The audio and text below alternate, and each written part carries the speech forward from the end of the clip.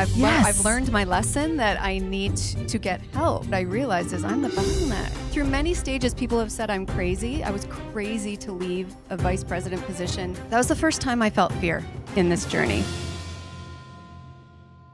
Erin Craven is extraordinary.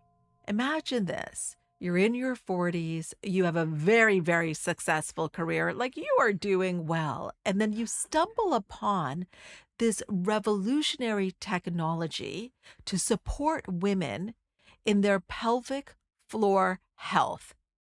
And you decide you're going to do this. You are answering the call. And you leave this very successful career to start this new venture in your mid-40s. And now you've got 28 locations plus 5 years later. When you hear the story of Erin Craven and how she brought this technology to market and opening up stores and creating franchise opportunities for other women, for other people, it is going to leave you feeling uplifted and also with the knowledge that you can truly do anything.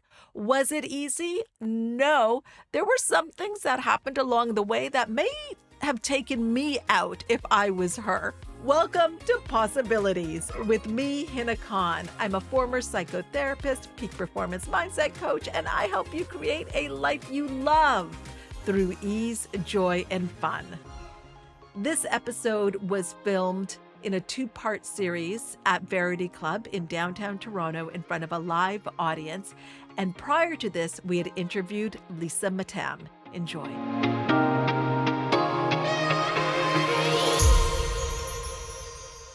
So you know what was interesting, Erin? I was like, well, first of all, happy belated birthday.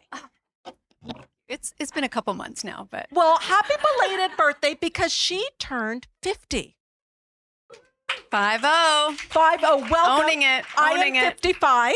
And I'll tell you, it just gets better and better. 50s I'm loving it. Great. Are you loving it? Yes. But not only that, 5, the number 5, Urospot is 5 years old, right? Mm-hmm. Which means you started at 45. Mm-hmm. Okay. I wanted to dive into everything right away, like about the business side. But before, I was thinking today, actually, I want to start in a different way.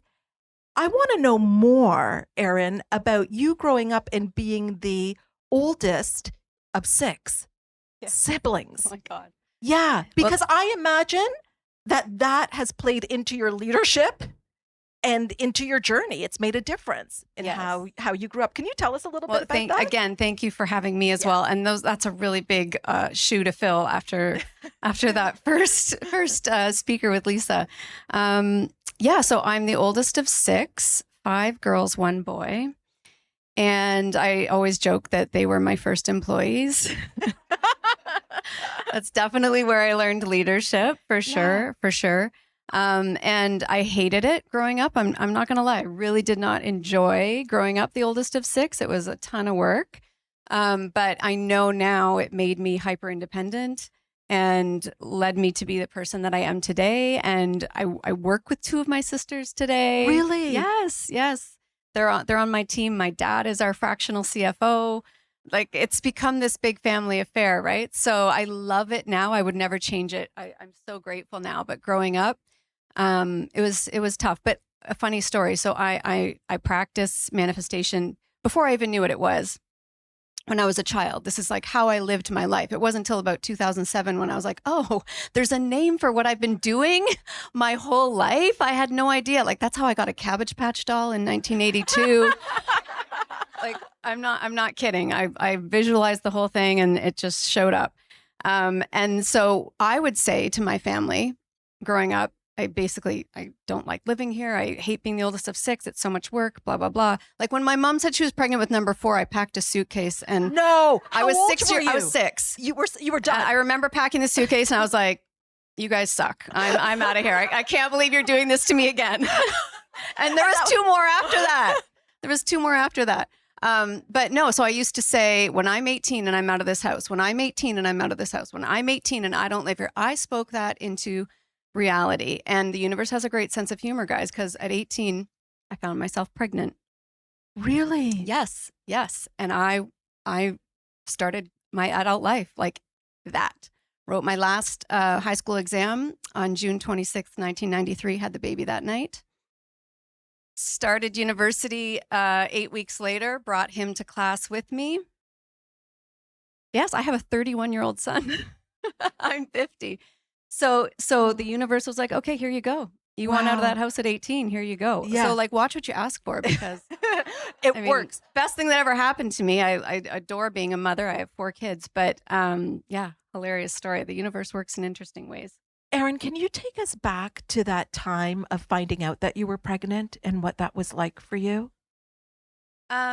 Obviously terrifying when you're 18, but again, I didn't know about the power of mindset, but I had it somehow. I'm so grateful I was born with it, because as soon as I would tell anybody I'm pregnant or whatever the situation that was going on, the next sentence out of my mouth was always, and I'm going to university in September, and then I'm going to get into biz school. And I would say it like people who know me, like go back those 30 years, say you were so like, and then I'm going to university and then I'm getting into biz school. Like it was just a done deal. That's what was happening. That's exactly what happened. And what was your parents' reaction? So my mom was great. They were both great. But my dad is a man of few words. And he was quiet for a few days. There wasn't a lot of communication, and that's hard, right? To your dad's not talking to you. You know he knows. Yeah. We're trying to figure this out. He's trying to find a place in his head for it to land. And this ages me, but so on the 3rd day of like not talking to me, trying to figure it out, he came up to me and handed me his credit card, and he said, "It's baby day at the Bay." Right? Like, oh. He said, "Why don't you go pick up a few things?" And I was just like, oh my God. So yeah, and I mean, luckily I was with someone at the time who, you know, we ended up being married for 21 years. That marriage did end, but yeah, we made it work. We made it work from a really young age. Yeah. What strikes me is this knowing that I'm going to go to university and I'm going to go to business school.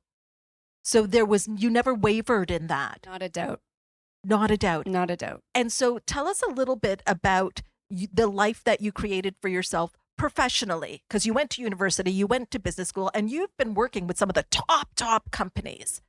Yeah. Now as a 50-year-old, I can look back and say, okay, so those 21 years were pretty tough. Like I was in survival mode for 21 years. I really was. I know that now. But I did build a great career out of that. So I ran a pharmaceutical company for many years. I was a really young president in the pharmaceutical world. I was an executive at a Fortune 100 company at 3M, which is a really big company. I was a VP there for many years. And yeah, then at my mid 40s was like, I don't want to do any of this. My soul has died in the corporate world. Really? Dead, buried, needed out. Okay. So then did the idea come after that realization, or did the idea come before and then you realized it? I think I had been redefining success in my mind for a few years. I was going through a journey. I got divorced at 40, ended up meeting the love of my life, like totally different experience. And that just changed everything when you're in healthy love and you're loved well and you're respected and cherished. And like, it is just I was like, it can be like this. Like, yes. I had no idea. So I was becoming this different woman. And as I reevaluated kind of everything in my life, I was reevaluating my career. But I think I know the universe was like, okay, now you're ready. And so now we're going to present you with the idea, right? And that's when the idea came to me, when I had that moment, it was, again, very similar to Lisa. I'm just like, yep, this is it. I'm doing this. Not a doubt in my mind. Tell us when the idea came to you. So I was a woman struggling with pelvic floor dysfunction. 2 out of 3 of us do. 1 out of 2 of us as we get older. It's extremely, extremely common. Actually, it goes the other way. 1 out of 2, then 2 out of 3, then it just keeps growing. So bladder leaks, laugh, cough, sneeze, urgency, going to the washroom all the time, waking up in the middle of the night to go to the washroom. All of this is actually not supposed to happen to us, just so you guys know. It is common. It is not normal. So I was really struggling with these issues at a young age and realizing it was really impacting my quality of life. And I'm like, I think I'm going to have to give up tennis, which is my passion, or like working out. Or I'm like, this is really becoming a problem. And my cousin is an OBGYN, and I was chatting with her one day, and she's like, there's all these things you can do. You could do surgery, you could take medicine. I was like, no, I don't want to do any of that. It's at the time, 2019. There has to be a better way. So I told you I ran a pharmaceutical company. So I know kind of I worked in skin cancer for 10 years. So I know the majority of dermatologists in Canada. I know a lot of the plastic surgeons in Canada, everybody who deals with skin cancer. I'm visiting one of them, an old customer of mine. And I'm standing there with him and the nurse. And she said something funny. And I said, don't make me laugh because I'll pee my pants. And she said, oh, have you not seen this technology that we have? And I'm like, what are you talking about? This guy's the first to do anything. He'll try anything. So they take me down this dark hallway. It's like in a corner. You can tell nobody cares. It's collecting dust. But I'm sitting on this, what looks like a medical chair, and they turn it on, and I could tell instantly something was changing in my body. I could just tell. And then the whole business came to me as I sat there. Literally, I was like, what if there was a place? There needs to be a place where women can go and receive the absolute best technology, best education, best health coaching, the best of pelvic health in a way that is non-medical, where you never take your clothes off, nobody's touching you, nothing goes inside your body. Like, what if that existed? And then This is all happening while I'm sitting there. And it was in Toronto. And then I drove home. I live in London, so I drove 2 hours home. And the whole drive, I was just like, this, I got to do this. Like, I have to do this. So how would you describe that experience of receiving that kind of insight, intuition? How do you describe it? It's become something that I recognize, because like all the way back to the Cabbage Patch Kid, right? Like I realized at a young age, I can create with my mind. So can then do it. Sorry to interrupt, Erin, but then that would say that when you heard it, you recognized it as whose voice is that? When you're getting that idea, is that for you God, source, universe? Is it your higher mind? How do you refer to it? I refer to it as like, I always say in that moment, I'm supposed to take spiritually aligned action. Like I feel it like it's a message I'm supposed to receive. And then it's like, but I have to act. Like there's a difference. I've had feelings where it's like, but I don't have to act on that. But there's ones where it's like, no, I have to take the next step. I know something will rise up to meet me. I have to take the next step. Went home, couldn't shut up about it. Just my poor husband. I was like, what if, like, I can just see this, like we could design it like this. And I never had a doubt. He never had a doubt. He was the biggest supporter from the second I said it. And we would stay up till like 2 a.m, just like doing the business plan and working on the model and looking at the epidemiology of the disease. And luckily, because I'm so connected in healthcare, I could surround myself with people and ask them. And it just kept taking the next step. With innovation comes disruption. Mm-hmm. And I'm curious if you had any pushback from pelvic health practitioners. Oh, yeah. Tell us about that. Oh, yeah. I was so naive. Oh, my gosh. I thought, okay, so I'm like, my superpower is bringing attention to things. I'm a marketer at heart. That's where I grew up in my career in brand management. I don't care how women seek help. I just want women seeking help, because only 25% of women do seek help. 75% suffer in silence. So I'm going to draw all this attention to the fact that we shouldn't suffer. We should get help. I'm going to market that like crazy. And that rising tide is going to lift all boats. So all of these pelvic health physios in the community are going to get more business, because I'm going to increase awareness to the fact that you should solve this. I also envisioned a collaboration where I would have physios working at Urospot, where we would be doing the best of holistic healthcare for women. No, that's not what happened. They saw me as a threat. They, not everybody, but a lot of them were very threatened. It's kind of like when LASIK surgery came out, right? Eye doctors were like, we're never going to have a job again. I think some people were threatened by that. So it was a very cool reaction. And how did you deal with that? I tried not to take it personally. I remember the day one of them specifically was so threatened by us coming into the market that she wrote a 60-page Jerry Maguire-esque manifesto about me and about the business. Never once had she picked up the phone to say, "Hey, could we chat? Could I get to know you first? Could I like understand what you're about?" And she put it on the internet. She sent it to all her clients. And so there was a big part of me that's like, I got to take legal action. I got to do something about this. But then I just thought, I'm going to outmarket her. I'm going to just keep my head down. I'm going to do what I'm doing. And I know I'm supposed to be doing this. And, you know, it will, this too shall pass. This is another like, and it was a detour in the right direction. I'm going to say, like, those moments when they happen to me, detour in the right direction. It's not necessarily a bad thing. It ended up that I got to meet the guru of pelvic health in Canada, who I had been secretly like fangirling for all these years. And she's now our director of physiotherapy, loved what we were doing, is so on board, has been our biggest cheerleader. And she teaches every pelvic health physio in Canada, basically. So she's helped build that medical credibility that we needed for what we were doing. So, gosh, it's such a pivotal moment, right? And this is something that we talk about in my community. And our community is remaining the essential. And that's what you did in that moment was you got back and said, okay, you know, what do I want? We're going to outmarket. I'm going to make this so big that it drowns out, that this 60 page is like a tweet in the way that I'm thinking about it, because I'm remaining the essential. I love that. And how you allowed it then to be something that worked for you, in that it led you to this person. It led me to the right person. It was meant to happen in that way. It was meant to happen in that way.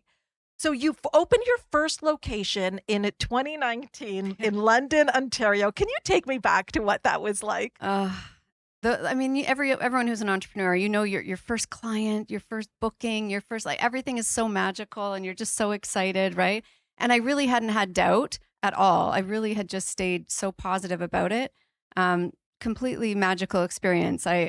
And like I remember staring at the phone, like, please ring, please ring, please ring. Now the phone rings nonstop, right? But so those things I'll never forget how magical that was. Well, now also before the 2019 location opened, you'd have to educate people. Like there's would be a lot of education going into this. So, and actually, maybe before we even go any further, describe what the chair is, what it is that you sat on, and what it did. Yeah, so there's not a lot of innovation in women's healthcare, so it's finally happening. There's a whole area called FemTech, which is where unmet needs in women's healthcare are colliding with technology to solve these issues. And I'm very passionate about that. I'd worked in innovation for a long time, and I'm very passionate about closing the gender gap in healthcare, which is very, very real. That's a whole other hour we could talk about. But this innovation was alive and well in Europe and in the UK, but not really making inroads into Canada, and mainly because it was not in the right place of care. And so when I discovered it, and it is an incredible, it just uses energy. We love energy in this room, right? High intensity focused electromagnetic energy. So when you sit on this chair fully clothed, energy comes through the chair and basically takes over your pelvic floor, and it contracts it. It stimulates the muscle over and over and over, an equivalent of about 11,000 times in 28 minutes. So it's like a great workout for your pelvic floor, but it's not the only answer. There's also a bunch of other stuff that we do, lifestyle, behaviors that need to be addressed and modified. So the chair alone it's a part of the solution, but you have to layer in the education, you have to layer in the health coaching to give it the full holistic experience. And you had mentioned when we were in what I'll call the green room here that many women who are in long-term care are in there because Yeah, these are the things that drive me crazy about the gender gap. Number one reason, the Incontinence Society of Canada just put out a paper about this recently. Number one reason that women are admitted to long-term care in this country, not our brains, not our hearts, it's incontinence. so just take that in, let that land. And what kills me about that, guys, is that it's treatable. But women are so underserved, under-resourced, dismissed in the healthcare community that it's just like, this is what happens next. It's ridiculous. It's ridiculous. It is common, Yeah. but it is not normal. Your body should not do these things. It doesn't have to. I think that's such an important point because I actually did not know that it was not normal. I thought, especially after having children, that this is actually something normal and you just have to live with it. That's what we're told. And that's what That's we're what told. we've been conditioned, right? Yeah. It is common that it happens, but But that it's doesn't not mean it's normal. normal. But Yeah. it's not normal. Yeah. And Erin, I love what you did. So you bring this technology in, and it kind of makes me think of Uber to the taxi industry. Like, it's really disrupting an industry as well. And you're taking this very seriously for women, bringing them an opportunity to get some support. And here's what came to me also when I was talking to Erin in the green room. I was thinking, because when we think of pelvic floor practitioners, it's you're not fully clothed, and it's more invasive, I guess would be the language. So here, imagine if you've got any trauma, even sexual trauma. You might not go to get help if you think that is the only way that this can be solved. So you're helping so many people. I mean, it's the best part of what I do. My favorite days are in the clinic. It is tears of joy. It is hugs. It is like my life is forever changed. People, this is an epidemic, and people really struggle in silence. There's still shame about it, which drives me crazy. I'm trying to make the taboo talkable, because if it happens to all of us, let's talk about it. But yeah, it is majorly impacting people's quality of life. So 2019, she opens her first location in London, Ontario. We always know like what the first is like. So exciting. And then I don't know if you guys remember, something happened a little while later in 2020. So 4 months. So you've just opened your first location, and 4 months later we're in lockdown. How did that impact you? That was the first time I felt fear in this journey, where I allowed it to and it took over me.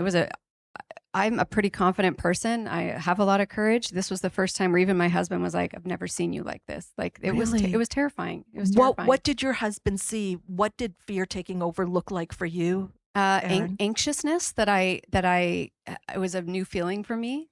I mean, again, the blessing in that is that I got to reconnect to mindset and help myself get through it. And in hindsight too, COVID was the best thing that could have happened to us. Really? Yes. So I missed global pandemic on my SWOT analysis. Has everyone done a SWOT analysis? Missed that one under threat. Didn't see it coming. We had to shut our doors. We were deemed essential for wave 2 and 3, but for wave 1, we were closed for almost 3 months, which was just awful. But we came back with so much demand. It was unbelievable. And I made myself the poster child. Like, the saying, all press is good press. I remember some of the local papers were like, we were looking for a business who's like worried they might shut down that we could talk about. And I'm like, talk about me. I knew we'd come through it, but I was still like, I volunteer because I knew that if we could get the story out, that would keep the brand going through that. And then I remember the moment my husband and I looked at each other and just said, we're going to play offense, not defense through this. We are going to play offense. We opened a second clinic. That is really crazy, but we did, in Toronto. What, in 2020? Yep. What month was it in? I think it was around, maybe it was 2021. It was second wave. So 2021, early 2021. Yeah, it'd be early 2021. But we found the space in 2020. And the other thing we decided to do was to build the franchise company. And now, in hindsight, knowing how much work that was, I never would have been able to carve out the time needed to actually sit down in silence and build a second company. But I had 3 months of total silence and isolation. When did the idea come to you to have a franchise company? It was always in our plan, was that we were going to try and grow quickly. And to own them ourselves is very capital intensive, to own and open 28 ourselves. And unlike Lisa's experience, banks weren't really into pelvic floor. Right. So I was we were creating a brand new category that didn't exist, right? So I had a lot of odds against me. And the banks weren't really interested at that time in helping me. So we did a lot of this. We funded it ourselves. And so I knew by franchising, we could go faster. And I knew that I could help women become entrepreneurs. And I just had this belief that women were going to want to do what I was doing and feel like I did in the corporate world and nurses were burnt out in the healthcare system at that point. There were so many women that I just felt like they're going to want to do this and be their own boss.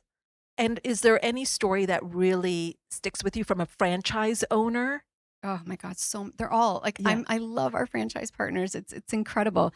Um, one was a client. She graduated through our system, and she loved her experience so much. She was a nurse, and I happened to be there that on her graduation day, her last day at Urospot.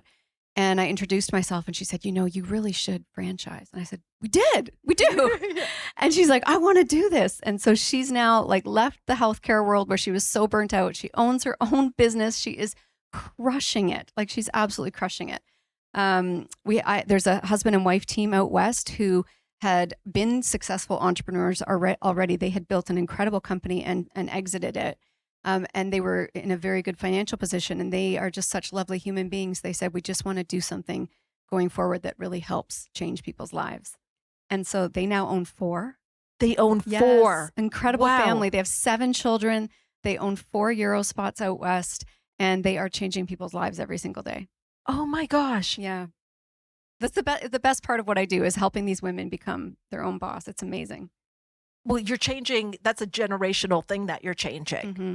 for them. Mm-hmm. And even their ability to create wealth for Yeah. themselves as well in a fulfilling way. Yes. And do most people stay with one franchise, or what are you finding the trend to be? That's been the biggest compliment to us, is that most of our partners have become multi-unit owners, which is Really? also just so rewarding to watch these women. One was a nutritionist, one was a teacher, another one was a teacher. Like they've all left these careers to do this, and now they own 1 or 2 or even more. One of the things that we talk about in our program is that as your vision is growing, we've also got to expand our capacity to receive. We've got to expand our own vision of ourselves and how we see ourselves. So as you're starting to now have a responsibility to, not for them, but to them, and a connection to them, what is that like for you to see more and more people coming in? Was that something that you could accept and you were really okay with? Was it scary for you at all as you were growing, like 28 locations in 5 years? Yeah, I know. It's crazy. I remember my husband and I writing on the back of an envelope in 2020. We wrote, let's aim for 25 locations by the end of 2025. And I was like, how the hell are we going to do that? But the how shows up, right? That's Yeah. always what it does. So yeah, I feel the weight. I always tell my partners, I feel the weight of their decision every single day, because they didn't just bet on themselves. They bet on me. You. They bet on me. Yeah. Right? That the system I built, this thing that was an idea in my head, that they are now going to go and like run. And the beautiful part of franchising, I don't always love the word franchising. I think it has like a fast food sound to Yeah, it. I think we do need another word. It's not that. It's an incredible way to go into entrepreneurship, because you're in business for yourself, but never by yourself. You are supported every step of the way. We are there teaching you. We're training you.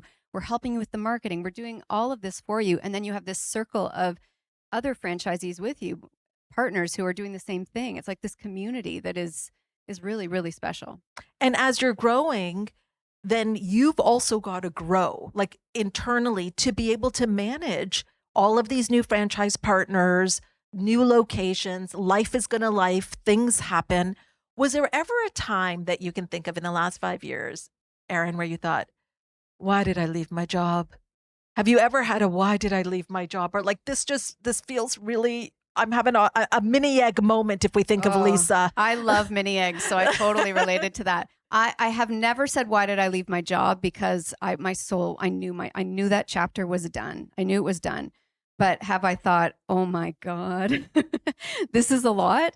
Yes. And I think a lot of entrepreneurs in the room can relate to your first hire. That's the hardest thing. The hardest thing who was your first hire? It was my sister. Oh, so let's just make it a little more complicated. I know. Let's make it livelihood of all these family. people, and now 2 of my sisters as well. But I remember, so my husband was still working his corporate job, which he has since quit too. We work together now, and we both had quit day parties with big cakes and everything when it was our quit day. But yeah, I hired my sister because everybody was saying you just can't do this anymore on your own. Like, you cannot do this on your own. When did you know you couldn't do it on your own? At what stage of the business? Oh, we'd already sold probably at least 3 locations, and we had 2 of our own locations, about to do a third. And the partners were like, we could see the pipeline, and I was like, oh my gosh, this is gonna happen. And there was just, yeah, I needed help. How many locations do you have? I own 2. You own 2. Sorry, I own 3. I own 3. Right. So that Yeah. was the third one. But up until then, you didn't have a hire? Like in the clinics, I had teams. Yeah, in but the clinics, corporately, but no. corporately you didn't. No, I know. It was crazy. That's a big lesson learned for me. I wish I had done it sooner. Can you share more about the lesson so we can all learn?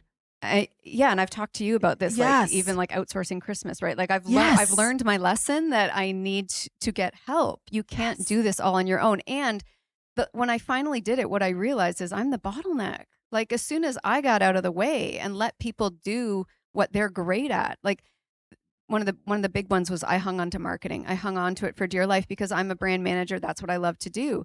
But I was slowing down the partners and the weight of their decision. And every decision I make has to help them win. And I was like, the realization of I'm the bottleneck. I'm the bottleneck.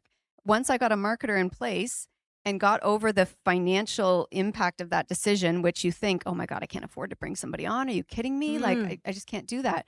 But as soon as you do it, the growth comes, like it's there. And you're like, oh, I should have done this so much sooner. And I feel like the growth comes the minute you make the decision. The minute you make the decision, you're already on another level and you're seeing yourself differently too, like as a leader. And yes, we need that. And then the next hire isn't usually too far off.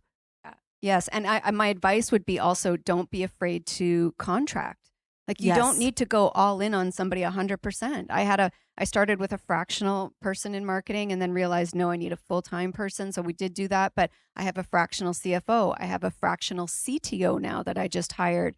Like you can do fractional roles.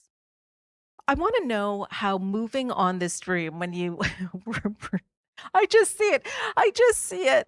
I see you, Erin, being walked back to this like dusty room as they're dusting off this chair and the technology, but then the idea drops into you and you cannot shake it. You have to see this through. You've got to take the next step, and it follows you all the way home to London and then keeps you up at night as you're talking to your husband about it. And I want to know now, 5 years later, how has your dream and you pursuing this dream affected your family? Oh, it's been amazing. Like, I mean, our own family unit, it's like it's a family business now, right? The kids are involved. They care. I mean, I get such a kick out of hearing my 18-year-old son try and talk about pelvic floor. I think it is the funniest thing I've ever seen. I ran into one of his teachers once and she's like, oh, he's telling me about your business. I'm like, please tell me how he explained that. I want to know. But I love that the kids are so involved. It's given us this thing to rally around. And for my husband and I, we are a blended family and we don't have children together. And this is our baby. Yes. Like, this is our baby. And this is like the sibling to the other children. It's pulled everybody together. And one of my favorite moments was during COVID when we realized we had to shut our doors and we didn't know how long that was going to be. We printed out our general ledger, right? So your P&L. So we had every line item and we sat the 4 kids down. It was 3 at that time. One was living in Toronto. We sat the 3 kids down and said, okay, we got to figure out how we're going to make it through this, how we're going to survive, how this business is going to survive. We're going to make this a case study. Clearly, I went to biz school. And it was amazing to watch them debate it. One's like, well, we have to keep marketing. We can't cut marketing. And the other one's like, but we have to cut marketing because we can't cut our staff because these are people we know. We know that our team, they loved our employees, right? The team at the clinic, they loved them. But they were literally debating the P&L. And I'm like, this is what an amazing learning moment, right? For them. So the business has been nothing but positive for our family. And the fact that I get to work with 2 of my sisters, my dad I didn't even hire him, but he just kind of stepped in and slowly became the CFO. That's a dad. Oh my God, you guys, like 7 emails every day before 7 a.m. from him. You know, Erin, as you're talking about this and what you've created, first of all, how amazing. Like, absolutely incredible. Who you have to be, how you have to show up. Again, especially when there's pushback and you're moving into, an industry that's been a certain way for a while, too. Like there's a lot of different layers even to the pushback. And even just thinking about healthcare in general, how healthcare is in Canada, and now this is something that you would be paying for. Like there's a lot of different layers to it. And I think about you, Erin, at 18, finding out that you're pregnant, but you knew you were having the baby, you were having him, and you were going to go to university and you were going to go to business school.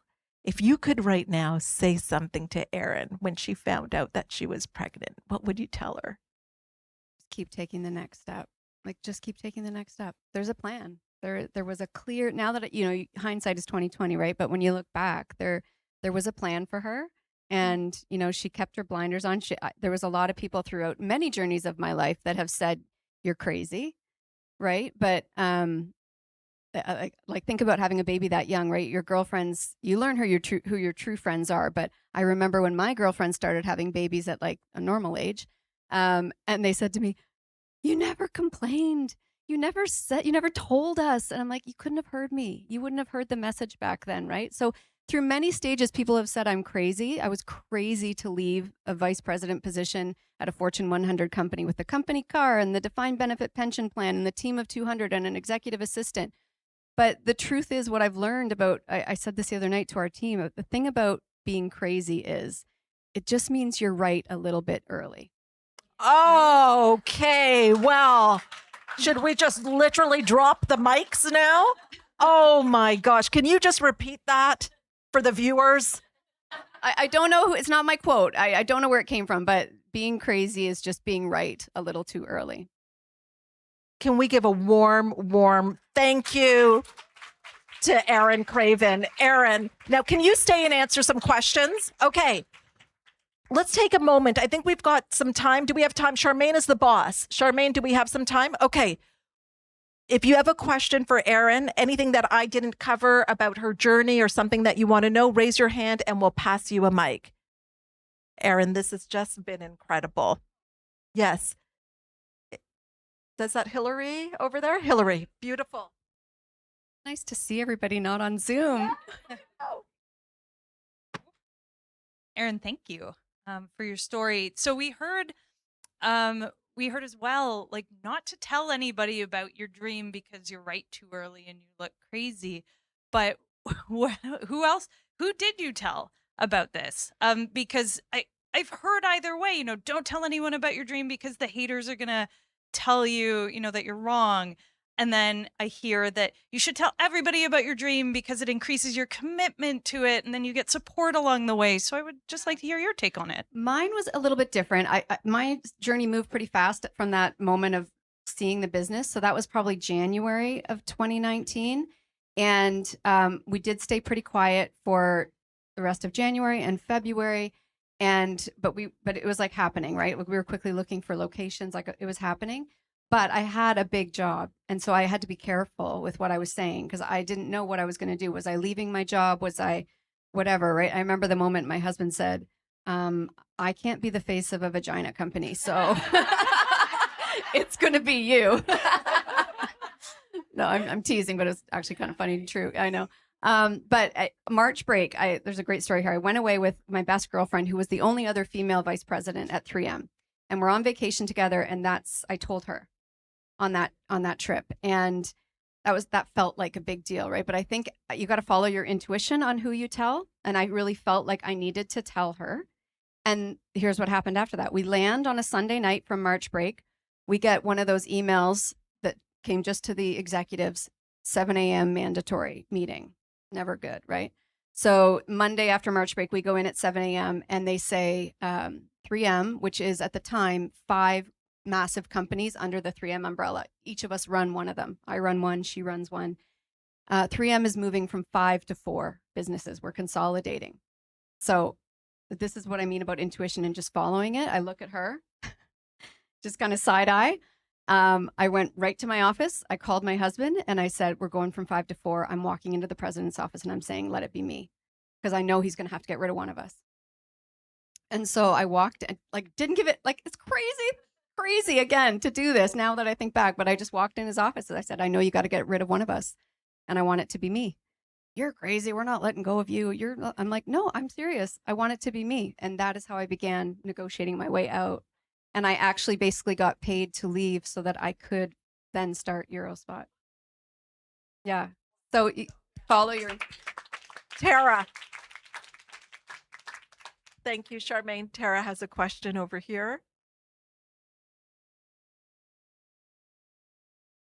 Can you say more about the moment you've got this competitor with the Jerry Maguire 60-page manifesto questioning your credibility, what you're trying to do, and you said your resolve was to outmarket her. So what did you draw on to then write the story that's bigger than the 60-page manifesto?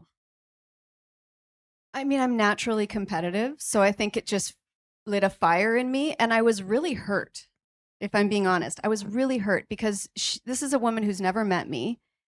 She said some pretty crazy things about me. I'm like, she said she's a money hungry finance person. And I was like, my finance professors are rolling over in their grave right now because I barely passed finance. Never worked in finance. So, I mean, just didn't know. My whole thing was to help people. That was what I wanted to do, was to help women like me. And so my ego was bruised for sure. My competitive fire lit, and I just was like, no, I'm just going to keep my head down. I really know what we're doing is going to help people. And I tried to really focus on the fact that it'll take care of itself. Now, that thing stayed on the internet for way too long. And one day I was really upset about it again. This is years later, because it was still there. So when you organically searched, it would like show up. And I was just like, man, take that down. So anyway, I actually called her finally. And I said, could I take you, could we go on a walk? And we went for a walk, this physiotherapist and myself, and talked it out. And by the end of the walk, she agreed to take it down. And she apologized. Which that was the biggest thing for me, is that she realized, I'm not who she said I was. So, yeah. Wow. You called her up. Wow. I get what you're saying. And this makes me think of what Lisa said too about being hurt. Like, why? Like, why are we going to this? And it reminds me, Andrea's going to answer a question or ask a question next. But Andrea, you know what came to me? It wasn't a 60-page thing. But I don't know if you remember me. I was thinking about it when she said it. Yeah. Yes. Phoning Andrea and like sending her this thing. And some of you know this story, my clients, that there was a complaint lodged against me because something wasn't on my bio. And again, I was like, but why wouldn't you just come to me and just say, hey, by the way, I just want you to know that this isn't, right with standard practices. So it's that piece that kind of stings. Andrea, your question. So you work with your two sisters, your husband, your dad. Can you share how you're able to maintain family relationships and the business relationship? Such a great question. And I would say it's a work in progress, because this is new for all of us. With my sisters, one of them is our vice president of operations, and I've actually worked with her in previous companies, always separate, but we've kind of been under the same roof. So I knew how good she was at what she did, and I knew I needed her. And my other sister is our director of administration. What I love about having them on our leadership team is, and this is something I learned in the corporate world, is the higher you climb, the lonelier it gets, and things get real quiet. People don't tell you the truth anymore. Right. And so I knew my sisters were going to tell me the truth about me that I needed to hear, which is not always easy. But there's been a few times that they have just called me out on whatever. And I'm like, they're totally right. But had those been external hires, they never would have said that to me. So that's been really great. But we do have to put boundaries around when. My husband and I are really trying to figure this out. So we try and just stay in our own lanes. He is development, so the finding of franchise partners, the finding of locations, the building locations, the designing locations. He is all development, and I am all marketing and operations. And that really, there's a nice divide there. But because it's our baby, you guys know, you go out for dinner with your partner, you talk about the kids. Anywhere you go, you talk about the kids, and you try and go on vacation, you talk about the kids. That's our business. It's our baby. So we're a work in progress on that. We have to kind of say to ourselves, okay, it's like 7:00 at night. Can we let's not talk about this anymore. Let's figure something else out. But we love it. We love it. So it's hard to do. And then it moves from talking about the kids to the dogs.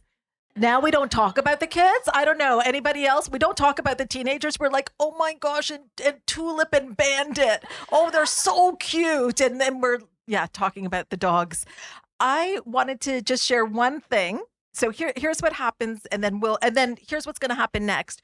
We are going to wrap up this portion, but we're going to stay and mingle and network. And so everybody can also meet each other, especially if you're clients. For those of you going to the retreat as well, let's all make sure that we know who is going in this room so you guys can start connecting. But one of the things that happens when you go to Urospot, because I've been, by the way, one of the things that happens is and this is brilliant, and you told me this was your idea, when you're sitting for 28 minutes, you're watching educational videos for those 28 minutes. So you're also learning about pelvic health. Here was the one thing that I've never forgotten, and it came up in Miami with Jennifer and Ashima. So curious what you're about to say. You're saying this was life-changing for me. You're not supposed to do a just-in-case pee. True. Andrea's like, really? And our mothers have been making us do it since we were 4 years old. You're not supposed to do that. You're not supposed to do a just-in-case pee before you go. You're not supposed to do that, Niata. So you don't have to, is anybody else shocked by this?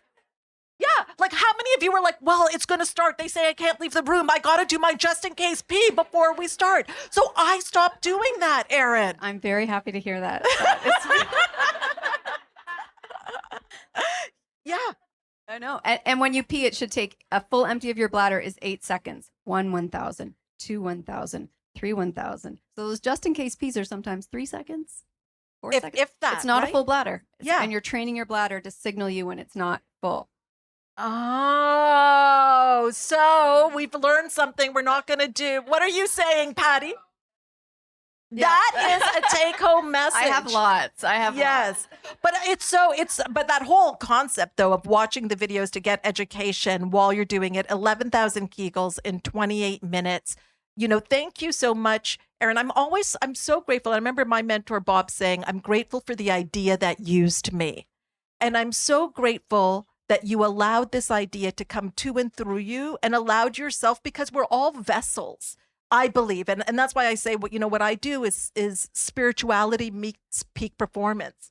We're all vessels, and it's all going to be unique to us, right, Danielle? It's going to be unique to us, to what we are the vessel for. And I'm so grateful that you were the vessel for this and had the courage, because that 60-page manifesto would not have come for somebody that's not doing this,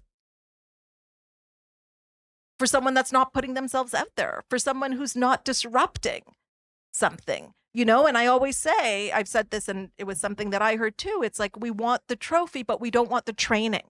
It's like, I want all the accolades, but I don't want the grief that would come with it, or people, maybe judging me, or the pushback that would come with it. So, but you did it. And you did it. And I know that you have customers that reach out to you, that you've literally changed the quality of their life. And as a result, that's generational.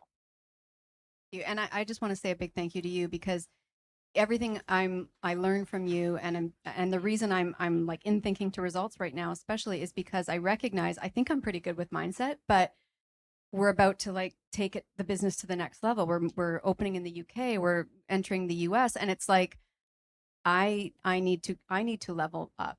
I need to get my mindset right again for something that big. And so you're amazing. I really appreciate all the help you're giving me too. Thank you. Thank you, Erin. Thank you so much.